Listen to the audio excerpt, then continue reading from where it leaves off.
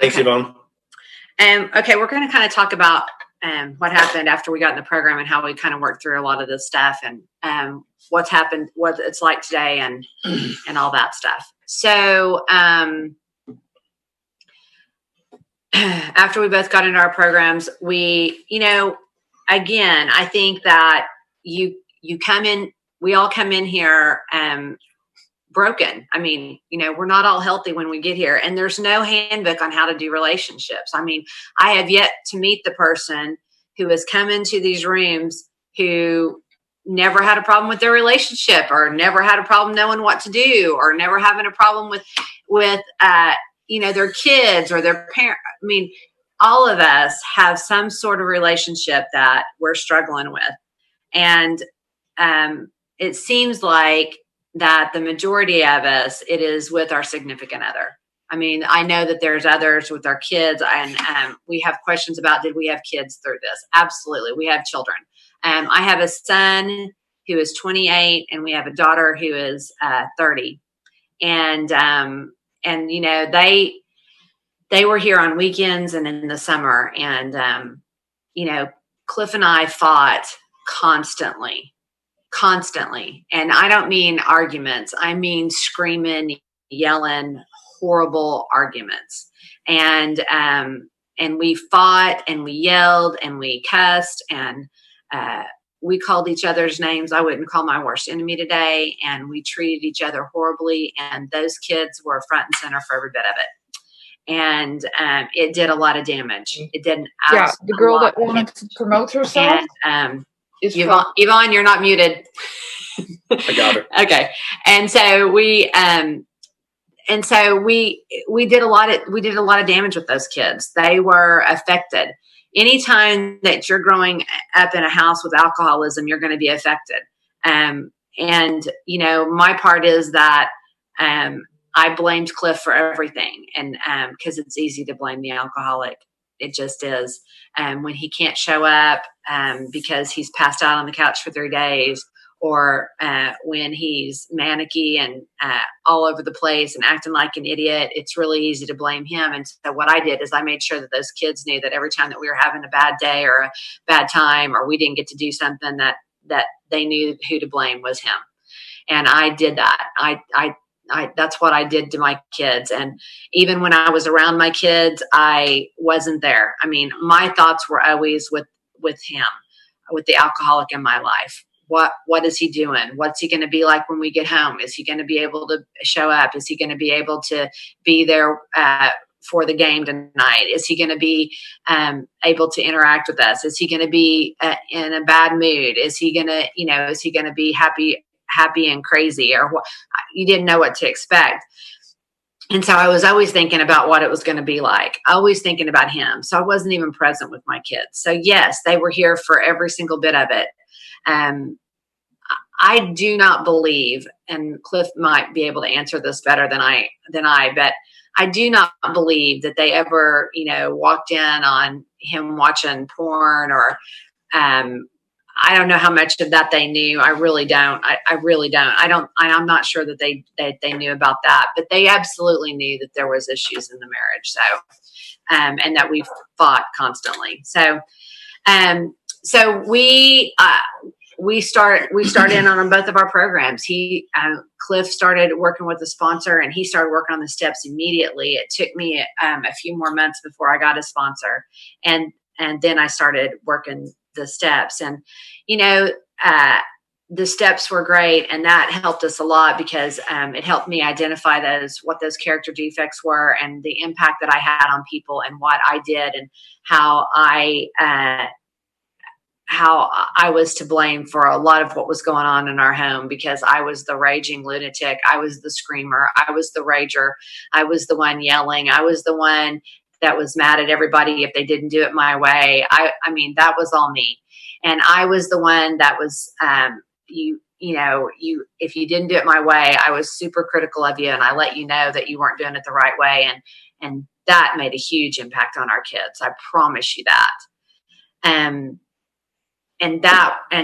working those steps and identifying those, and learning how to have different behaviors, and learning how to participate healthily in my relationships absolutely was a game changer. Getting to know a God of my understanding, it is the key. It's the absolute key. But having those traditions, I think, is really what made a huge difference in our marriage, because it's about being unified. It's about considering the other person. It's about letting him have a say. When he got before he got sober, I made all the decisions around here. I mean, I just did. Cliff didn't work for 3 years. I paid all the bills. I went to the grocery store. I bought all the food. I did, I just did, because he wasn't able and didn't want to participate. And that was fine by me. If you're an Al-Anon of my type, we like running the show. No big deal. We're happy to make all those decisions. We're happy to do it. Well, at least we know it's going to get done, and it's going to get done our way. And that's the way I had been. But then what happened was he got sober. And he all of a sudden became aware of what was going on. And, one day I went to the store and I came in, and he's looking through the groceries, and he's like, "Why'd you buy these chips? I don't even like these chips." And I'm thinking, I've been buying these chips for 6 years. Why do you care? And now he's awake, and now he's aware of what's going on. And all of a sudden I have to consider him, and he gets a say, because it's his house and it's his groceries. Who knew? And so now I have to consider him, and he gets to be a part of the decision making, which is kind of hard when if you've been running the show for a while, to kind of let go of the reins and to let him be a part of. And so those traditions of, only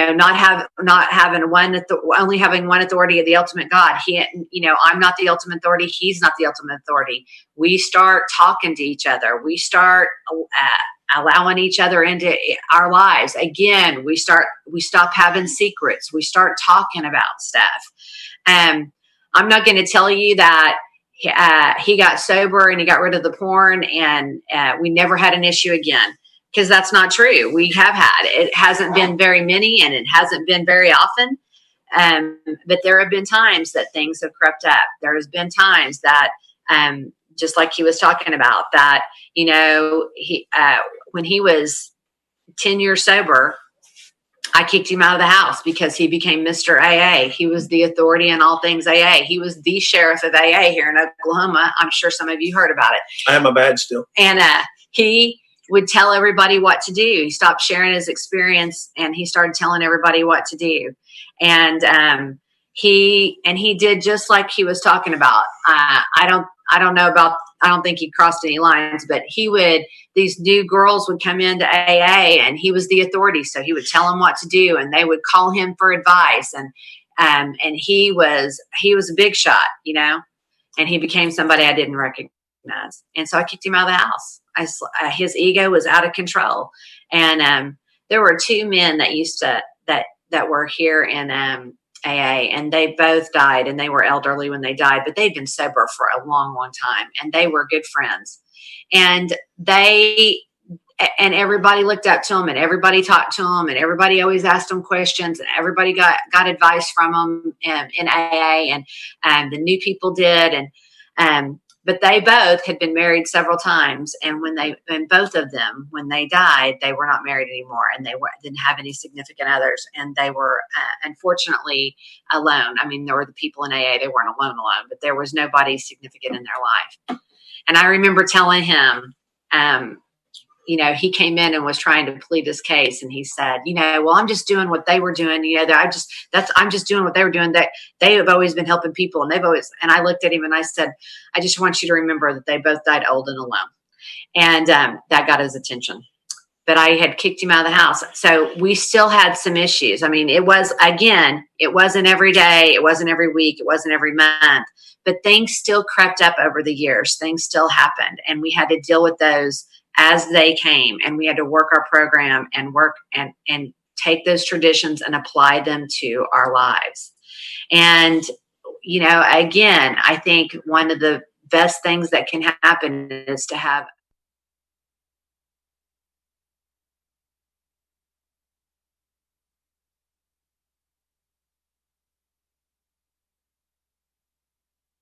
open. but I know that the things that had happened in our past, the pornography and all that stuff, has affected me.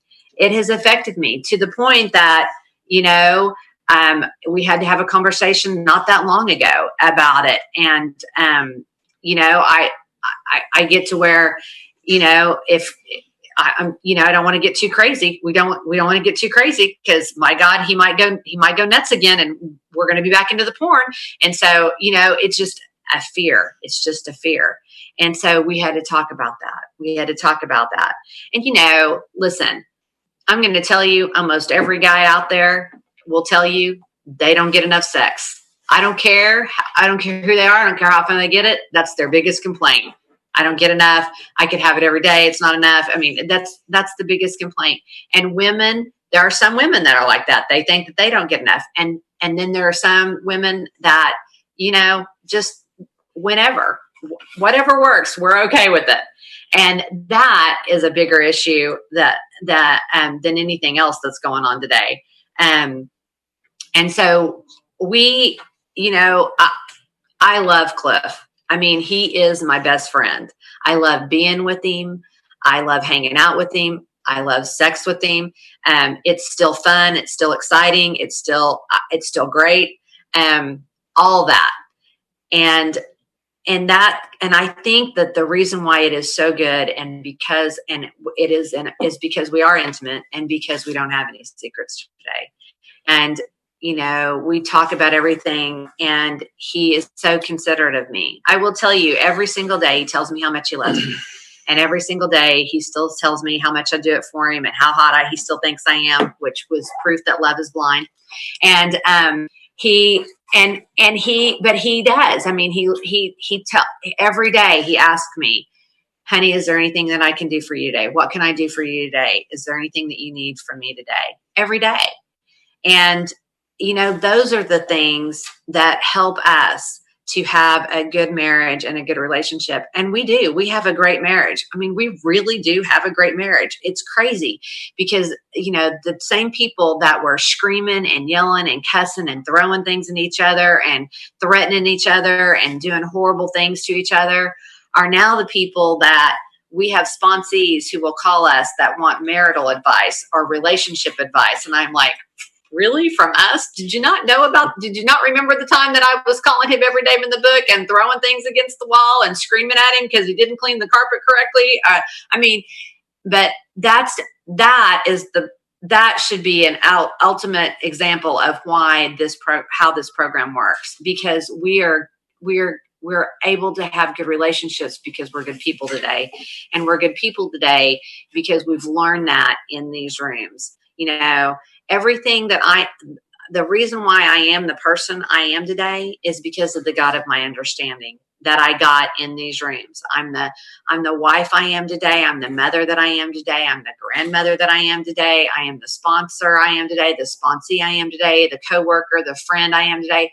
All because I have learned these spiritual principles and had these tools, and I have learned to apply them in my life. And I trust my higher power with everything in my life. And I trust him in my relationship. I trust him in this relationship. I trust my relationship with my higher power. I trust him in my relationships with everybody in my family, my friends, and my workers. And that is the biggest thing that has come out of this for me, is that I have a power that I can truly rely on, and I don't have to try to do his job anymore. And I've been doing his job my whole life. And that's what caused the chaos in my life. Because if I was the ultimate authority and it gets messed up and it doesn't go my way, I'm screwed. And now it's not like that. I rely on a power greater than myself. I honestly rely on a power greater than myself. That's just not talk. That is something that is key. Every morning I get up and I give my day to God every single morning, and I don't take it back today. I try not to take it back. I'm sure there are moments and there are incidences where I do and I don't mean to, but I always give it back because I don't want to be in charge today. Me running the show, I was a mess. Our marriage was a mess. Every relationship I had was a mess. I was a horrible mother. I was a horrible friend, and I was not a very good wife because I didn't know how to do any of those things. But in this program, we get these tools, and they are the solution for every area in my life, with every relationship. There are tools that will help me. The answers are all in this program. Every single one of them. I haven't had a problem yet that I haven't been able to take to my higher power and get it figured out and get it solved. He's taken care of me through this whole thing. He took care of me before I got in here, and he still continued taking care of me yet. My sponsor reminds me all the time, he hadn't dropped you on your head yet. Let's just give him another chance. And so I do. And she's right. I've had the same sponsor since I got here. I've always followed her direction. It's the one thing that I've continued to do constantly is follow her direction. So, we have a good relationship today. We're able to talk and communicate today. I'm not scared to say anything to him today. I don't walk on eggshells today, which I used to do, and I refuse to do that anymore. I don't walk on eggshells. If there's something that comes up, we should be able to talk about it, and we should be able to get a solution today. And we have so far. I don't think there's anything that has come up that we haven't been able to have a solution to by taking these tools and applying them in our lives. And there was a question about if we went to a counselor, and we did. We went to a counselor way before he got sober. And we had gotten to a huge fight when we were dating, and I didn't talk to him for 2 or 3 weeks, and he called me up and he asked me if I would go to a counselor with him. And I thought that was a great idea. I'd never been to a counselor before, but I thought that was a great idea. And so he made this appointment for me. She wanted to see me first. And so I went to this appointment, and she had me fill out this intake sheet. And it said stuff like, ask me questions like, have you ever drank more than 2 or 3 drinks at a time? Have you ever taken illegal drugs? Have you ever abused prescription drugs? Have you ever smoked marijuana? Have you ever had more than 2 sexual partners at a time? Have you ever dressed promiscuously? Have you ever put yourself in dangerous sexual situations? And I am checking no as fast as I can check no on this form, thinking, who comes in here? Because I was just looking for some relationship advice. What is all this? And she looked at that sheet, and she looked it over, and she looked at that sheet, and she looked at me, and she said, well, looks like the only thing sick about you is that you're dating Cliff Gooding. Let's talk about that. And when she said that, what I thought was, see, it's him. It's not you. He's the problem.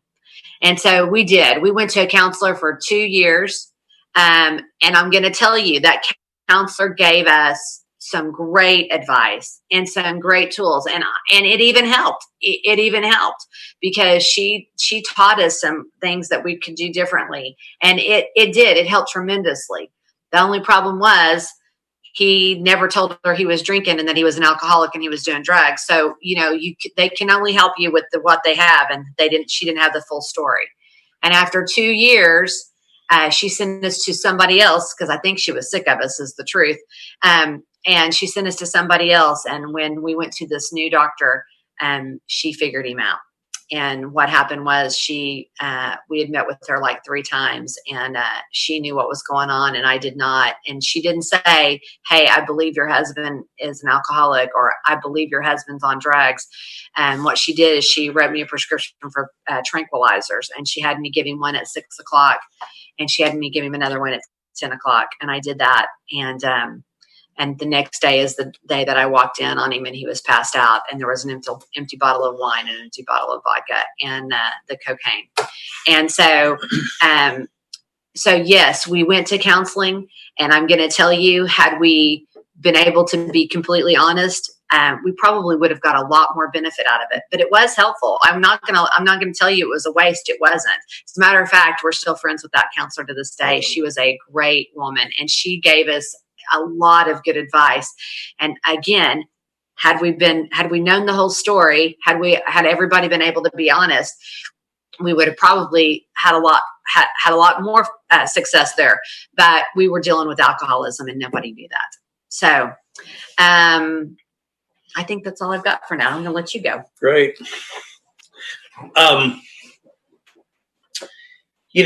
Looking at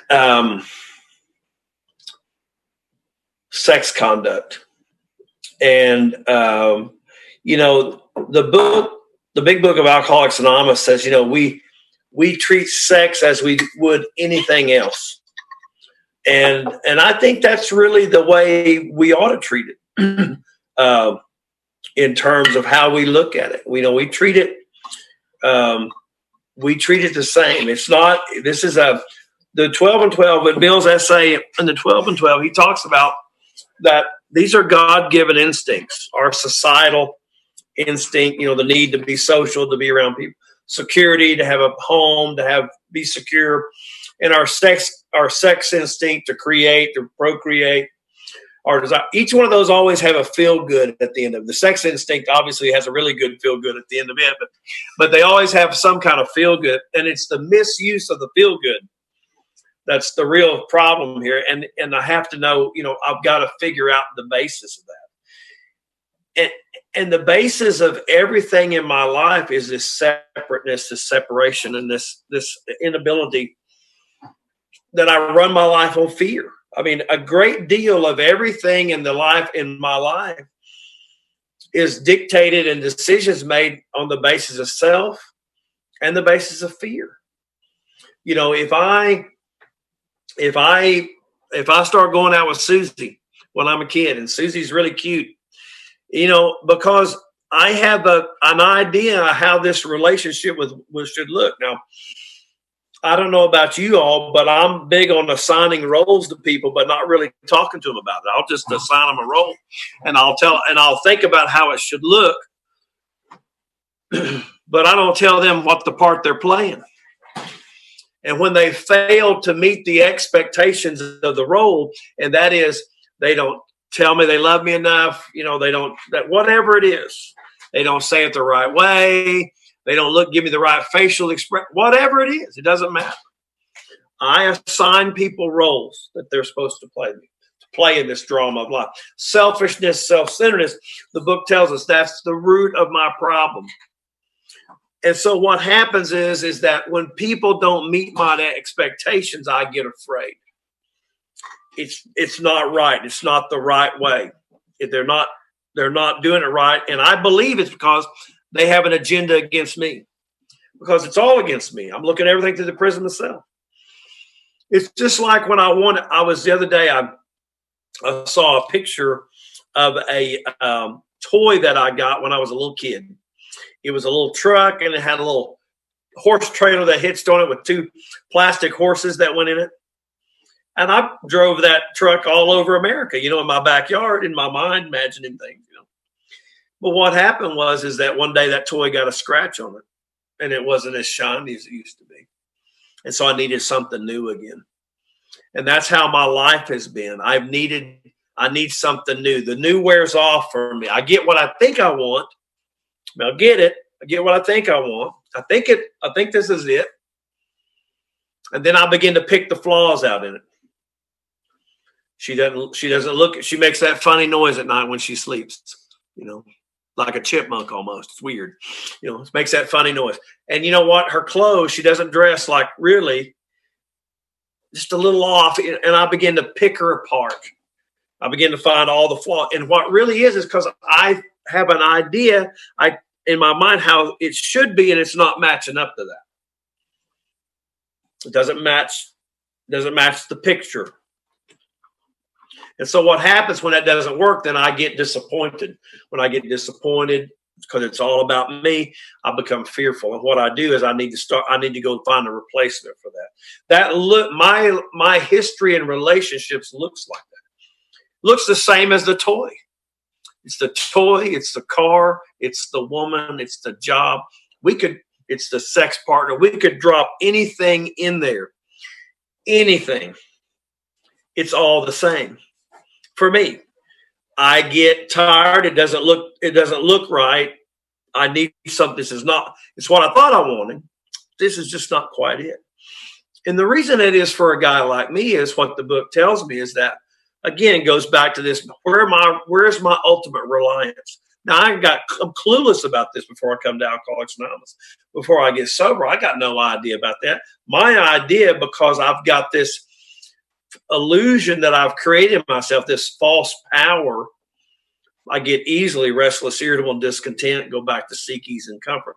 when I come to Alcoholics Anonymous, they offered me real ease and comfort, not the sense of it.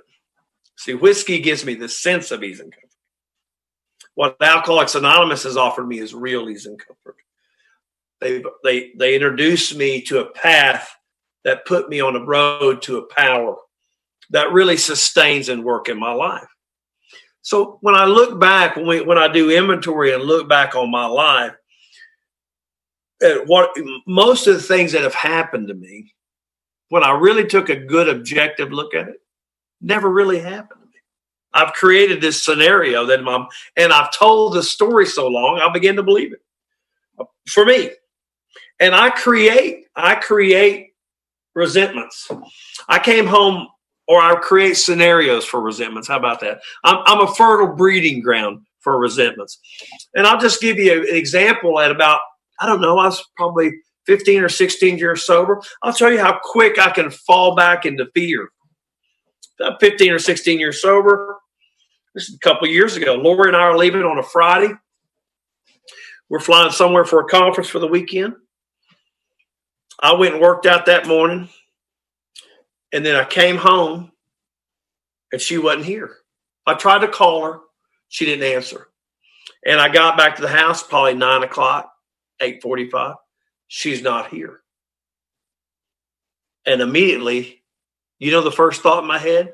My first thought in my head wasn't, well, she's ran to the store right quick. She forgot something, going to see her. My first thought was, she's left me. She's left me. It's, we talk about defects of character. I like to talk to them about defaults of character. I'll just default right back into she's gone. The fear that she's leaving me. The fear that I'm never enough. I can't measure up. I'm not part of. She's leaving me. And I'm telling you, in that moment, it was as true as I am a person sitting in this chair. It was as real to me as that. She just left me. And about 5 minutes later, she shows up. And thank God she didn't leave me. Or maybe she just forgot something's coming back for it. I'm not real sure. I don't really know yet. And I go, where were you? She said, I had to go to the bank or had to go somewhere. But I'm quick, how quick I am to default back or just back to my defects. Self. Isn't it our fears, our book tells us, is that fundamental problem is that I've relied on self. And when I rely on self, I always become fearful. Yet I've run my whole life on self. I've tried to propel my life through self, and I self-perpetuate the thing that I don't want most of all. Fear. Fear I'm not going to get something that I have. I think I'm going to lose something I have. Or better yet, fear I'm not going to get something that I demand. Not that I want. A demand. Something I demand. And when you're governed like that, and by this early exposure, I believe, to pornography, this early exposure, I hear all the time about people, particularly teenage girls, they have this or maybe women generally, I don't know, body, what is it called? Where they see themselves? Body disorder. Yeah, where they see themselves different how they are. I think that happens for a guy like me. I get this in my head of how everything's supposed to look. And those sex deals don't play because that's a movie. It's fake. It's not real. But to me, that's all I know. It seems real to me. And I need everybody to play the role that I'm assigning to them. When they can't match that role, I get fearful. And I have this belief, because I'm separate from, that I don't measure up. So the only way I can feel I can do that for me was if I've got to somehow get my manhood by betting enough women. And I think I've sponsored a lot of men. This is not an uncommon thought. Somehow or another, we get this idea, maybe it comes from being cavemen, I'm not sure, but this idea that somehow or another I'm more of a man based on the notches in my bedpost. Don't know where it comes from, I'm just laying it out for you here. At least this is my experience. And this is the people I sponsor. This is a common theme I've heard. It's fleeting. It's false. And when we look at that, it's an old idea. These are prejudices. When we talk about trying to build a relationship, our book talks about over and over and over again, we have to get rid of old ideas. How do you do that? How do you just come in one day and toss all that? This takes some work. This takes some inventory. This takes some long conversation and sponsorship on both sides. I can tell you this, if you sponsor people, whatever your problems are, your problems will get up from the other side of the room, walk over to you, and ask you to sponsor them. That's the way it has always worked for me. If I'm struggling in one area, they come to me. And what happens in the course of that sponsorship, like a light bulb goes on, I'm talking to them, and I'll suddenly say to myself, gee, that sounds really good. I should probably do that. This is how it works out. This is how, when God brings two people together, he doesn't bring them together just for one to get help. That would be fruitless. When God brings two people together, both of those people, there's something for everybody there. It's whether that's in sponsorship, in an intimate relationship, in a friendship. When God brings people together, it's not just so I can help that person. I tell you what, we all know by sponsor people, I get much more out of that relationship than they do probably. I sometimes, as I'm listening to people, I'm going, God has cloned me and sent him to me. He sent me to myself. It just happens that way. And through sponsorship, I found a lot of the things that I have struggled with. Some of the things I struggled with early on. I had an experience early on as a kid when I was a preteen, maybe a grade school, not grade school, but in junior high. I had an encounter with another guy, and that was a deep secret. I'm not telling anybody about this. It's so shameful for me. And so I would play out. I had to prove that I'm not gay because I believe I had this experimental deal when I'm a kid. I come to find out I'm not the only guy in AA that's had that kind of issue, come to find out, But that was a thing that was so shameful for me early on that I had this deep-seated idea, I have to prove I'm not gay. I don't know where this information comes from. It floats to the universe, lands on our head. We begin to take action on it as if it's real. So my life experiences, how that looks, plays out for me in intimate sexual relationships. There's an old idea grounded in there that I get something from the sex act other than the mere gratification, what comes at the end of the act. I'm getting something out of that. But that's the way it is in all defects of character. I'm getting something out of every defect of character I've ever operated on until, as the book talks about, until they become objectionable. Until a defect of character becomes objectionable, I'm going to continue to do it. I'm going to tell you one thing. This is one of the things I would do in my relationship with Lori. We would go out to a restaurant. There would be a cute little hostess that we knew. And I would just grab her, hold on to her, give her a hug, talk to her, not considering how that made her feel. Because I'm getting something out of that. Getting something out of it.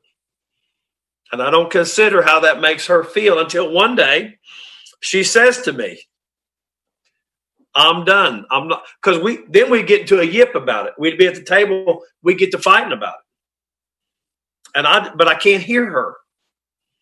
When I can hear people, when I can finally hear there's a problem, when I finally wake up to the pain it's causing me or the other person, I can see it. When I finally see the pain in you or can physically feel it in me, then I become awake to it. I don't know until I know. I can't see until I can see. And one day I finally became awake to that's objectionable because it was hurting Lori. I did that for years. Not proud of that fact, but I became awake to that fact. And a product of being on a path and being willing to engage in inventory, being willing to be vulnerable, being willing to talk openly and say, this is all about the bedwetting and the booger eating. This is it right here. I got to get it all. I need to get it all on the table. I need to talk about it and lay it out and say how it is. Because here's what I found. Here's what I've discovered here. We are much more brothers and sisters in our defects than we have ever been in our virtues. We are much more alike in our defects than we've ever been in the goodwill we've mustered for anybody. Yet we don't want anybody to see that. My ego keeps that under wraps. My ego wants to pull that in and not tell you. The big book of Alcoholics Anonymous talks about this idea in the chapter of the family after. It talks about that families owe a duty, an obligation to take skeletons out of the closet, things they've struggled with, things that have been hard for them, to bring them out of the closet. Why? So others may avert the same problem. So others may walk around the pitfalls they've walked into. It gives me no great pleasure today to sit here and tell you about all this, or listen to Lori tell you about my conduct. I don't get any great thrill of that. It's not like I call Yvonne and voluntarily signed up for this duty today, But what I know is, through an open discussion and interchange, what happens is somebody gets permission here today to say, me too. I feel like that. I've thought like that. I've hurt like that. I'm in a relationship like that. I'm not alone.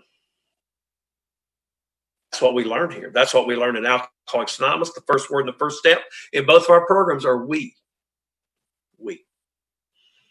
I left to my own devices, I'm drunk again. Period.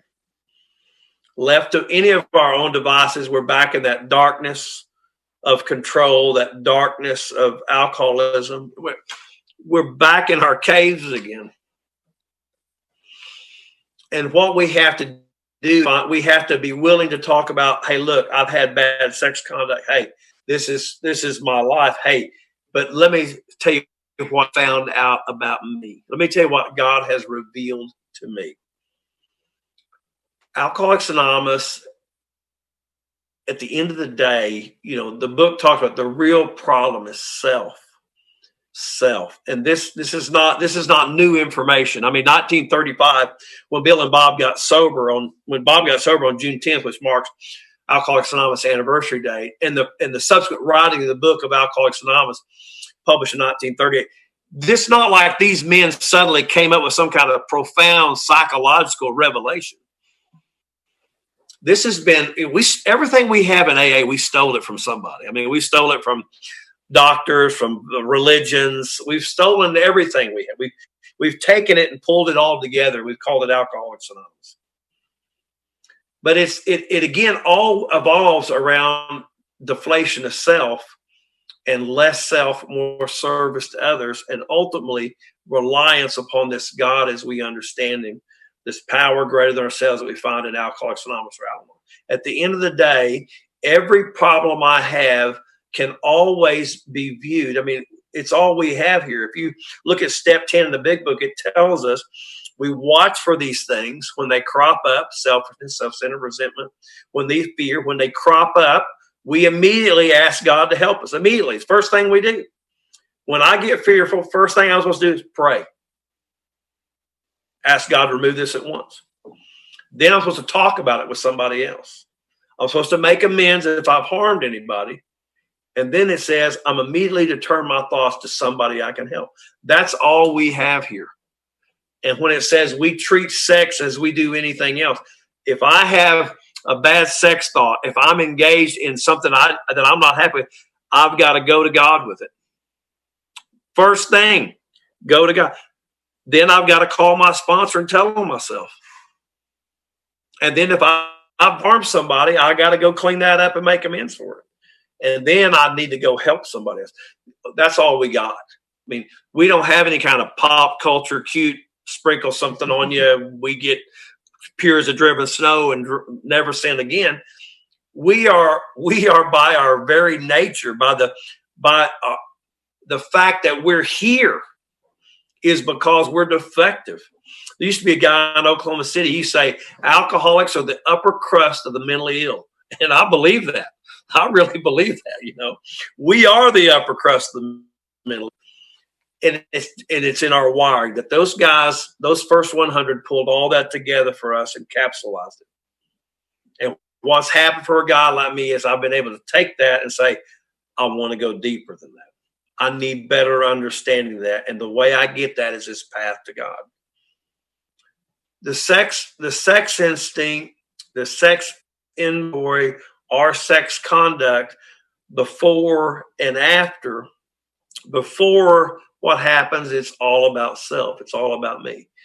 I'm operating out of fear. I need to feel more of a man. I need to feel more in control. I need to feel somebody desires me. Somebody wants me. It's all that ego stuff. And the sex conduct after I come to Alcoholics Anonymous and get put on some kind of path, the script flips. It does this for all of us in any area of our life. The script flips, and suddenly my job is to be less concerned of me and more concerned with Lori. In Alcoholics Anonymous, in order for me to stay sober, I have to think less of me and more of you. What do I need to do for you? How can I be of service to you? In this relationship, what I have to do is I have to be less about me and more about the unit. You know, if my wants and my desires exceed and I get selfish in this relationship, it will destroy it. And I know that because it's just self has destroyed everything in my life prior to coming to Alcoholics Anonymous. Under good intentions, it's just been destroyed. And so here, you know, the real struggle is for all is to get less self, more about the unit, less self, more about my partner. There are people who struggle. I mean, there are days, you know, I made a deal with Lori. I came to her and said, here's the deal. There are times when I get this low-grade restless irritable discontentedness. I don't know any other way to explain it. It is a low-grade restless irritable discontent. It's not such that I want to drink. I mean, I know that doesn't work for us. Sanity's returned to me to that extent. I know that I can't drink. I know in my heart the solution to restless irritable discontent is God. It is the only solution that has ever worked.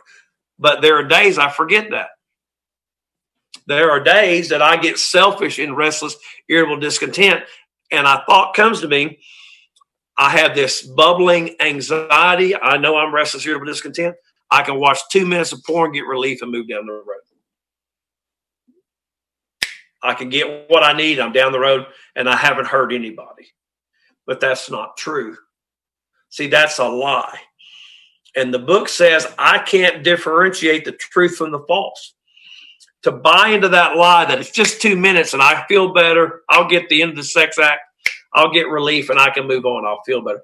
That's a lie. The lie is that I don't give myself the opportunity to go to my partner and say, I'm in a bad spot. I'm restless irritable discontent. It's never about watching porn and feeling better. The real issue is I'm disconnected from God. I am back in self. When I'm back in self, I am no use to anyone. But when I do that, I don't give the opportunity to say to my partner, I'm in a spot. Can you sit down and talk to me? It's so much easier just to go and watch 2 minutes of porn and be done and get down the road. But see, that's just glosses over the real problem, the disconnection from God. Lori and I made a deal. I came to her and said, listen, there are moments I have this low-grade restless irritable discontent. It's not that I want to drink. It's that I get in this spot. It's like I'm bored. It's like I get bored. And I think if I can just go do this, if I take 2 minutes and do this, I'll feel better. When I get there, I've got to be able to come to you and tell you that. And you don't judge me. I'm not asking you to fix me. You don't need to have sex with me. I just need to say it out loud. I need to say it out loud to somebody that loves me. Because it's not that I have this obsession. That's what I got to do. What I have is the obsession that I'm just bored. I need something. I gotta have some excitement that quick and I'm over it. But what that allowed me to do was be honest, open with my partner and be vulnerable and say, I have these moments. They just kind of hit me and I get this, and I just need to come tell you that without you feeling like you're not doing something right or that I'm doing something wrong. I just need to say it, and you just love me. I just need you to love me. That's all I need you to do. Don't need to do anything else. You don't have to try to fix me. Don't have to go sleep with me. I just need to be able to say it and be okay. And, she looked at me and she said, I can do that. I can do that. And, here's the crazy part about taking action here. Here's the crazy part about taking action. This is a surrender. We're big on surrender around here. Surrender, surrender, surrender. The moment I did that, the moment I surrendered and went to her and said that, it has not been an issue. And that's been 3, 4, 5. Wow. It's been a long time ago in dog years. It's been a long time ago. The moment we surrender, the moment we come to a spot, now this is what I believe. For me, this is my experience. The moment I'm willing to surrender and be vulnerable and say, here it is. This is it. You know what? At that moment that was a objective, that was evidence. It's like starting your fourth step. How do I know I've done the third step? I started my fourth step. It became objective evidence that these things had become objectionable to me. And when they became objectionable to me, I was ready for God to have them. And I believe God took that on that day, and I've been good ever since. That's just my experience. But there has to come a spot of surrender in all this stuff that we talk about, that, that we're so afraid to talk about this. And, I don't care, man, woman, my experience is when we get down in here, it's the same. I was going to say a while ago, I'll manufacture resentments. I'm a great manufacturer of resentments. And they look something like this. I'm walking down the street. And I'm going down the street and I'm in a hurry. I'm trying to get where I'm going. I'm probably late for court, so I'm on my way, and I'm trudging along there. And as I'm going along, I see Steve. And Steven comes to me and he stops me for a second. He says, hey, Cliff. Off because he's busy too. And he stops me in my tracks. And I think, nice tie. What the hell did he mean by that? And I'm thinking that Steven now has issued me a slight. I mean, he said nice tie, but what did he really mean about that? And I get to thinking, what do you mean about my tie? And so I spend the next 3 or 4 hours all of my head about, what do you mean by that tie? And then I begin to think, what I should have said, what he said that with. And then immediately I begin to plot Stephen's death right there. I mean, I began to plot his death at that moment. And I mean, I spend this for like a couple days. I'm like, well, next time I see him, this is how it's going to go down. I'll brainstorm it, I'll just get all into it. And then a couple days later, here's Stephen coming again. I see him and I'm ready. I'm poised and I'm ready. And he comes up to me and he says, Cliff, the other day, you had that tie on, and I know you always wear those nice ties. And my brother's birthday's coming up, and he likes ties too. And I really like that one. I think he will too. Where did you get that? I want to get him one. And see, that's how it works for me. I'll waste time on stuff in my head. Didn't matter what, fancied or real, right? Fancied or real. I create these things. I can create that in relationships. I can create that. My mind will just morph into these things that carry, if I'm not God focused. If I don't remember where my reliance is, reliance over and over and over must come from a higher power.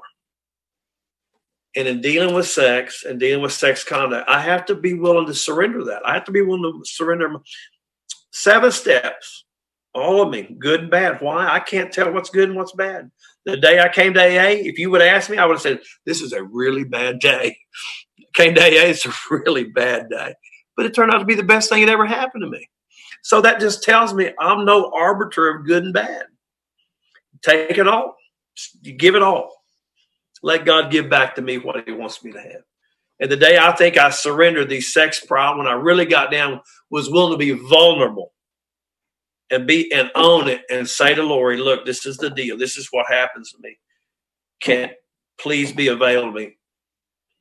It's gone. It's gone.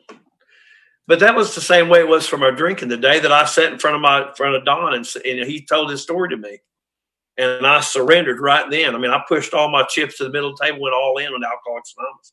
The day that every time I've been willing to surrender, it's gone. I know that's not everybody's experience, but it's mine. It's my experience. So I was thinking about when he was talking, for the longest time, I thought that Cliff was going to cheat on me or going to have an affair or whatever. And to my knowledge, he didn't do that. But I was always worried about that. And so after he got sober, he hadn't been sober very long, maybe a year. I don't really remember. And his sponsor had a young sponsee who was getting married. And they were going to go to Vegas for his bachelor party. And Cliff told me about it. He's like, hey, me and Don and a bunch of the guys are going to go to this bachelor party in Vegas. And I really didn't think anything about it. He's going with the sponsor, the guys. I was like, okay. And a little bit after that, I don't know if it's like a week or two or a month. I don't really remember at this point. But I was talking to him about something, and I was looking for something or needing something. And he said, oh, go look on my computer. I think it's in something. I don't remember. And now listen, I'd looked on his computer for a lot of things, a lot of times without his permission. But this happened to be one time that he actually told me to go look on his computer. And so I did. And when I did, I moved the mouse and the screen came up, and it was this email from this girl. And the email said, I can't wait to see you in Vegas. I'm so excited you're coming. When you get here, let's go have lunch. It'll be really great to see you again. I've missed you. And I was livid. And for some reason, I did not say anything to him. And it was late afternoon, early evening. And instead, I didn't say anything, and which is not like me. I will just tell you, I am one of those that I am a confronter. I have sponsees and I have friends that say, I don't like confrontation. I love confrontation. I got no problem with it. It's never been an issue for me. And so, but for some reason, I did not say anything to him. I waited until the next morning. And the next morning on my way to work, I called my sponsor with my hair on fire. And she said, here's what we're going to do. And I said, okay. And I've always listened to her. It is the one thing that I've always done is I've always listened to her and followed her direction. She said, you're going to act as if you never saw that email, which I thought was insane. I got to tell you, I thought she's lost her mind. I mean, she knows me. She knows that I'm not going to be able to keep my mouth shut. And I was like, what? And she said, you're going to act as if you did not see the email. And I got to tell you, I did not know that I could do that. And I told her, I don't know that I can do that. She goes, well, yeah, I think you can. You just need to pray about it. Ask for God's help. You'll be fine. I thought she's lost it. And so it was on a Monday. I do remember that. It was on a Monday. And that night I was going to my home group. And I went to my home group at 5:30, and there was a guy there, and he actually, he was actually a counselor, but he was in Al-Anon for a long time. His name was Louis. And Louis, and I think we were talking about the third step, or I think, or I'm not really sure. But anyway, but Louis was sharing. And Louis was sharing about that weekend that he had made this roast. And he had spent all day Sunday cooking this roast. And they had this plans. The kids were coming over, and they were going to have this nice dinner with the family. And he'd been looking forward to it all weekend. And he'd been cooking this roast all day long. And it was getting near the end of the day, about the time that people were getting ready to show up for dinner. And he had opened the cabinet door to get some spices out to season the roast a little bit more, put the last finishing touches on the roast. And when he did, he lifted the glass lid of the crock pot, and the glass hit the corner of this cabinet door just right. And the glass lid shattered and went all into the pot roast. And he said, I just thought, well, God doesn't want us to have roast tonight for dinner, so we're just going to order a pizza and go on. And he was like, I just had to let that go, and that's just, it was God's plan. And so then they called on me. And, I haven't been in the program that long, and I'm a maniac, and all I can think about is this stupid email, and I share about the email. And I said, tell them what the email says and tell them what's going on.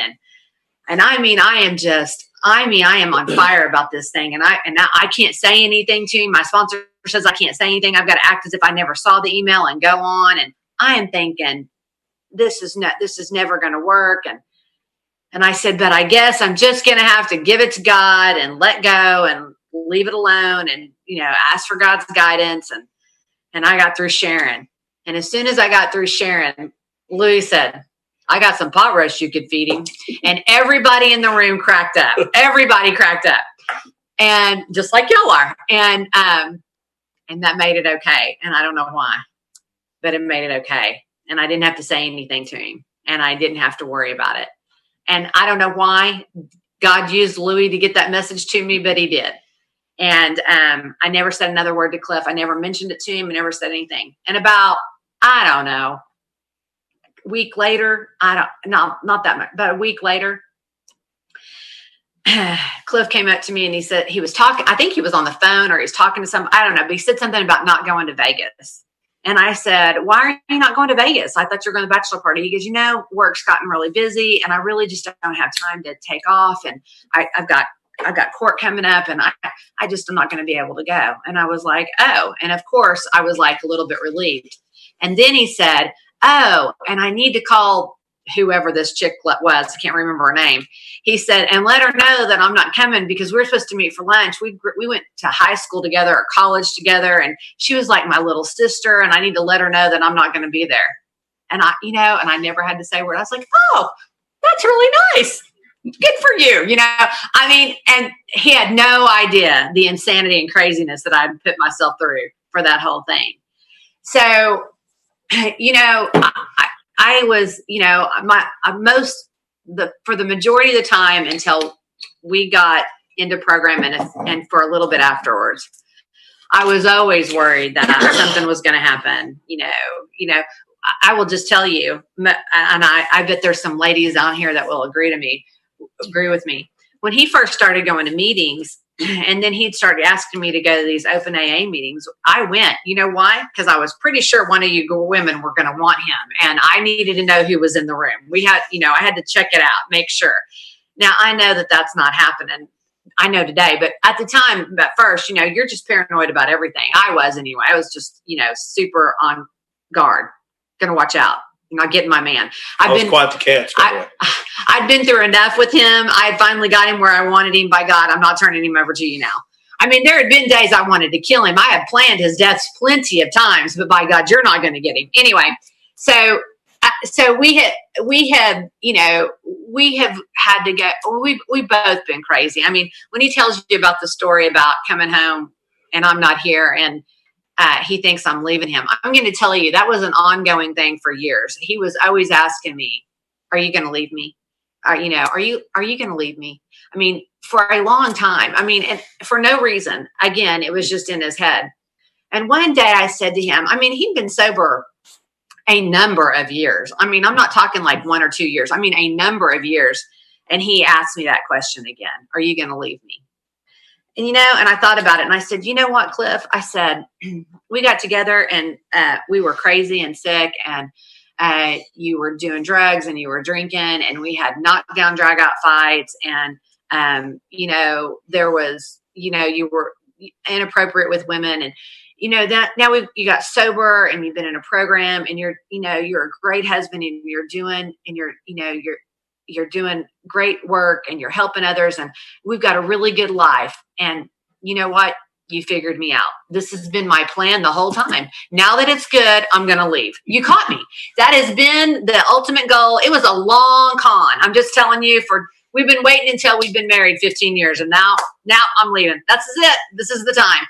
And where he gets those thoughts, is crazy. But I mean, I've had similar thoughts myself. I mean, he talks about the guy in the tie. I will tell you, I have had similar things with him. You know, my head just goes nuts on me. I mean, we will be getting ready to go someplace and I'll have a shirt on and he'll go, "Are you going to wear that shirt?" And he'll say that. And here's what happens in my head in 2.5 seconds. This is what runs through my head. And it takes about that long. 2.5 seconds is, what does he mean? Am I going to wear this shirt? Does he not like this shirt? Does he think this shirt is ugly? He thinks this shirt is ugly on me. He doesn't think this is attractive. He doesn't think I'm attractive. He doesn't love me anymore. He's going to leave me. Oh my God, we're going to get a divorce. Oh my God, where is he going to live? Not where I'm going to live because I'm getting the house. But that's what goes through my head in 2.5 seconds. Now, what he really means is, are you going to wear that shirt? Because if you're wearing that shirt, I'm changing my shirt because I'm not going to look. That's what he means. But that's not where my head goes. That's never where my head goes. So, you know, alcoholics are not the only one that have this crazy mind. We have thought processes that come through us out of nowhere. My sponsor says to me, you know, alcoholism is not going to come, is probably not going to come to you in a drink anymore. It's not going to become in a relapse with somebody anymore. It's going to come at you sideways. It's going to come out of the blue. It's going to come with a comment or something that you're not prepared for, or it's not going to be anything direct, because not only is alcohol cunning, baffling, and powerful, it's really patient, and it's still out to kill you, and it's going to get you any way it can get you. And she calls that spiritual warfare. Because when we're on guard for the alcohol, we know what to do about that. It's going to come at us at a different way, in a different form. And it's come at us in several different ways. With our daughter, it did come direct. She's got a pill problem. She got sober. She didn't stay sober. She's still out there going. And it came at it directly. My son is not an alcoholic. Not an alcoholic at all. Probably going to marry one. Promise you, he's going to marry one. He loves to take care of people. He is a lot like his mama, but he's not an alcoholic. But I'm going to tell you, I've had to practice my program harder with him than I have with any of the alcoholics in my life, because he is just like me. He knows it all. He's never wrong. He's the authority on everything. And I have had to learn to be patient and not try to run his life anymore, and let him make his mistakes and not take care of him. Because for a long time, I thought, he's not the alcoholic, so it's okay if I help him because he's not out drinking or using. But I was still enabling him. I was still not helping him. I was still doing damage to him. So I've had, it doesn't come at me directly anymore. It comes at me in, are you going to wear that shirt? And I don't, and I spin for no reason. So there's some questions over here. I think we're going to try to answer those because we've only got about 30 more minutes, I think. And so we're going to try to answer some of those. If we don't answer or we missed your question or whatever, you can replay it again because there's been so many and there's been a lot of stuff in the chat. So if there's more that you want us to answer, just send it again and we'll try to get to it. But where do you want to start? Did you have one? Yeah, I had it queued up there for you there. I just moved it. That would wait. But while I'm finding this, I'm going to say one more thing that I wanted to say about something else about today. So let me find this right quick. Somebody asked me, oh, here it is right here, baby. Okay. They asked right there. No, that's not. No. What was it? It was a question was, I think, if I remember right, the question was, Lori, do you ever have thoughts like Cliff have? He's leaving me. I think that was the same. Do you ever have thoughts? Did you want to say something or do you want me to answer that? Here it is. That's it right there. Go ahead and I'll come back in. Do you have those same thoughts, Lori, that he doesn't want you anymore or he's going to leave you? No, I don't. She's healthy. I'll tell you why. Listen. And I've had those thoughts. I just got through telling you, I've had those thoughts, but I haven't had those in a long time. And I'll tell you why. It's because he's a great husband. I mean, he never gives me reason to doubt that he doesn't want me or love me or he wants anything else. I just don't. And I really am to the point today, just today, that if that were the case, I would be heartbroken and I would be crushed. But I also know that I would be okay. And Cliff used to tell, people used to ask Cliff about us and how and they would ask him questions and about, how do you know that, Lori's going to stick around through all this and how, or whatever. I don't know, stupid stuff. I don't know. But Cliff used to tell people, he'd say, you know how I know that Lori loves me? And they'd say, how? And he'd say, because she doesn't need me for a damn thing. And that is true. I mean, I don't need him today. I want him. I really do still want him. I love him. I still don't want y'all to take him from me, but I don't need him today. And I used to have to need I used to need him. I used to have to really need him, but I know that I don't rely on him. He is not my God today. He is not my higher power today. I have a higher power that's going to take care of me. And if something were to happen to Cliff, God forbid something were to happen with Cliff, I know I'd be okay. Would I be heartbroken? Would I be in pain? Absolutely. Would it crush me? Absolutely. But it's not going to kill me. I know I would be okay today. And he's such a good husband, and he's so loving, and he's so kind, and he reinforces every day how much he loves me, and by his actions, not just by his words, but by the way he treats me, that I don't really think about him leaving. I just don't. And I don't think you think about me leaving anymore either, do you? Not since I put that chain on you. No, I really don't. I want to say something. You anything else? No. All right. I got a couple questions I want to answer, but I want to say something else that I just want to touch on this. Our friend Kathy, who's coming up next, to madly love her.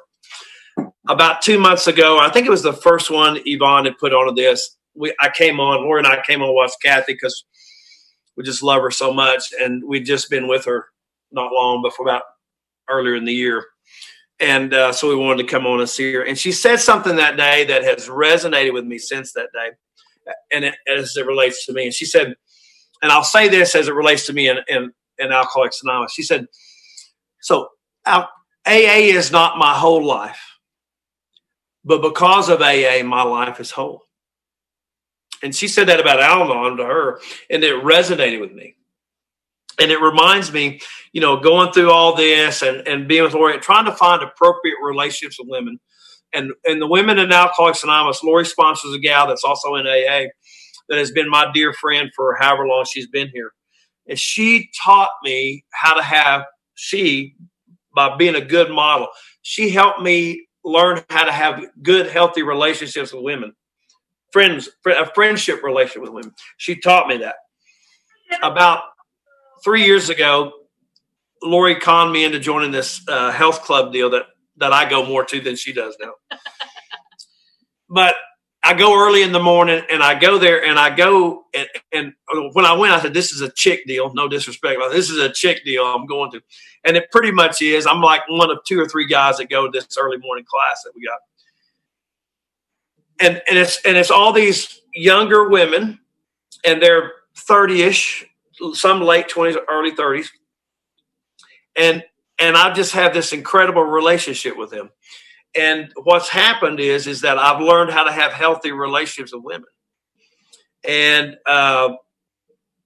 what's happened is that I've watched, and some of these young ladies have had difficulties, and they will reach out to me, and I would tell Lori about it. So she's in the loop. Very important part here. In the loop, like when I had a job problem, and I was just talking to her about some things she could do. Some of them are married, got pregnant. Lori and I have got to be a part of their babies' lives and part of all that. And I've learned how to have this healthy relationship with women without any agenda, without any hidden idea or hidden, where we're going. And I've had this incredible time with him. And it's the only place in my world that I go. This is what's so funny about this. It's the only place in my world that I go that nobody there knows that I'm in Alcoholics Anonymous. They have no idea. I'm over there just giving them AA every day. They are clueless about it. I'm just pounding the principles to them. They don't even know. But I've got this incredible, I've made this incredible, really both of us have. We've had this incredible experience with people. And so when we say it's not my whole life, but it's made my life whole, is that it's enabled me to go out and function in the world and have healthy relationships with women and know what my boundaries are. Not necessarily what theirs are, but what mine are, what I need to stay watched for. And I found a way to be usefully, happily whole in my environment. Somebody on here asked me about, do I go to Al-Anon? I went to Al-Anon for about 6 months. Your kids will drive you to Al-Anon, by the way. I went to Al-Anon for about 6 months. And this is, please, when I say this is not a knock on Al-Anon, because I love and respect everything you all do. But one day I'm in Al-Anon and the thought came to me, these are the same 12 steps. And I took the steps that I had loved in Alcoholics Anonymous, and just like I did with every other problem in my life, I began to take the steps of Alcoholics Anonymous and apply them to my daughter's alcoholism, which is probably just using them for Al-Anon tools. And I got free of that. And so I haven't been to Al-Anon in many, many years, but I love and respect. And anytime I go hear speakers, it's always the Al-Anons that bring me to my knees, because I get to hear what I was like.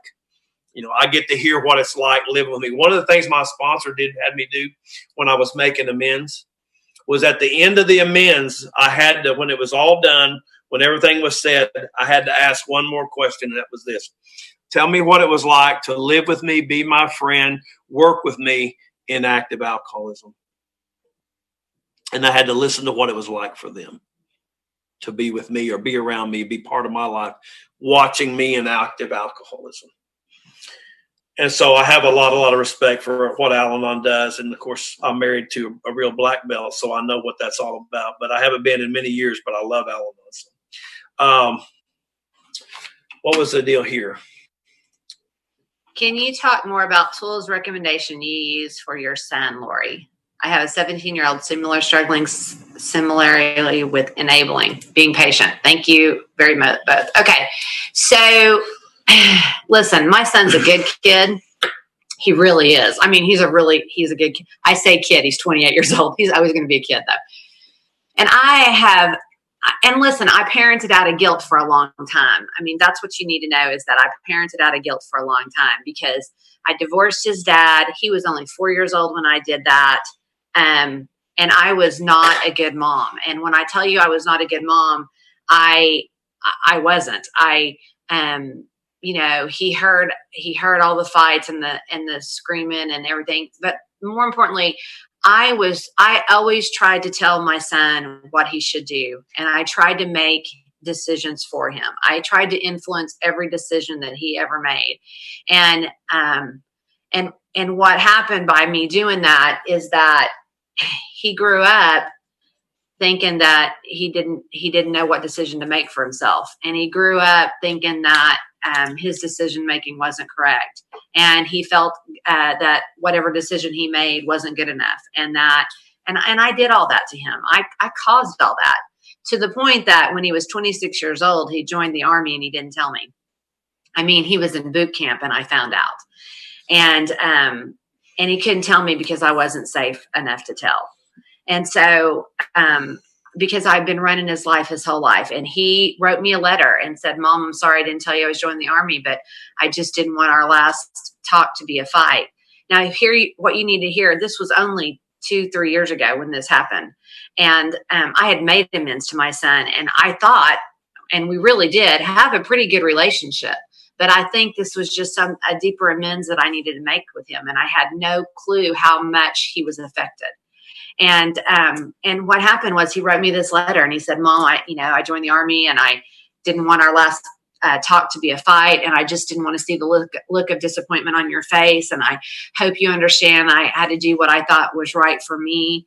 And if you're disappointed in me, I understand, because sometimes I'm disappointed in myself. And I mean, it was a heartbreaking, hard letter to have to read, because when I read that letter, what I realized is that I was not a safe person to tell his mom that he was joining the Army, and that he was scared to death to make a decision on his own. And he was, I always thought that I was going to be disappointed. And the reality is I was very proud of my son. And I want him to be able to make decisions for himself. And I want him to be self-supporting and to be able to take care of himself and make decisions. But my actions had not shown that. And I had done a lot of damage. And so I was able to write him a letter back and own all that and say, it's not your fault that you couldn't tell me you're joining the Army, because I have not allowed you the dignity of your own choices. And so what I have to decide today is what I'm doing, helping him to become a mature, responsible adult, or am I hindering that? And if I am giving him money or I am helping him out all the time, constantly, then I'm not helping him. Now, I will tell you, if he's doing everything that he can do, he's got a job today. He's always had a job. That's the one thing about that kid. He's got a good work ethic. He's got a good job. If he's doing everything that he can to help himself and he gets in a bind every once in a while and he needs help and he calls me and asks for help, that's one thing. But for me to do it for him and him not be able to make decisions on his own or be able to not take care of himself because he thinks mom's going to bail him out every time, I'm not helping him, because one of these days mom's not going to be around and he's got to learn how to do it for himself. I can't be his enabler in his life. And it has been hard. I mean, listen, when he moved in with us when he was 18 and he lived with us about a year and a half. And I was so paranoid about him living there, and that he would leave to go somewhere. And I would say, text me when you get there. And then when he'd get there, he'd text me and I'd say, and I want you to text me when you're on your way home and let me know what time you're coming home. I mean, he was 18 years old. He was 19 years old.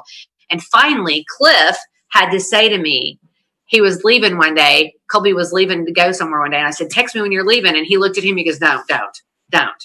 And I was like, what? And he goes, you're not, he's a grown man now. He does not have to text you every time that he's leaving and every time that he's coming home, because, you're going to have to let him go and you're going to have to let him be, figure it out and be okay. And my son asked me, he goes, why would you want me to text you on my way home? I said, well, because if you don't make it, then, you could be off in a ditch. He goes, I'm sure somebody will tell you if I'm off in a ditch, Mom. Somebody's going to find you and let you know. What are you going to do about it anyway? Which is totally true. So I've had to, it's been hard for me. It's been really hard for me. So I do not do anything for him that he cannot or should not be able to do for himself. He pays his own rent. He's able to have his own motorcycle. Which is a whole other story. She weaned him.